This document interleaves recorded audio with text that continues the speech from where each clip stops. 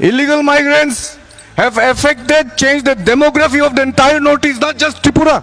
Tripura is always cited as an example of how the ruling majority, indigenous community has been made into a minority by migration.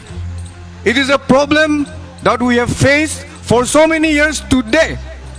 After leaving all violent forms of protest, Tripura Mota and the Triprasa community has come together peacefully, asked for a peaceful resolution because the whole of India is asking for a dialogue-based resolution. You have accepted that request and they have signed an accord with a promise. When will or how many accords will Government of India sign in the Northeast for them to implement our accords? How many accords needs to be signed more? I think enough is enough. The accords that have been signed in honor of our demands, which is constitutional, which is for the right and dignity of our people, has to be honored.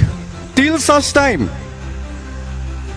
that the accords signed are not implemented, whether it's for Greater Tripura land, whether it is for protection from illegal migrants, the entire Northeast will stand up for you. I come from Nagaland to tell you that.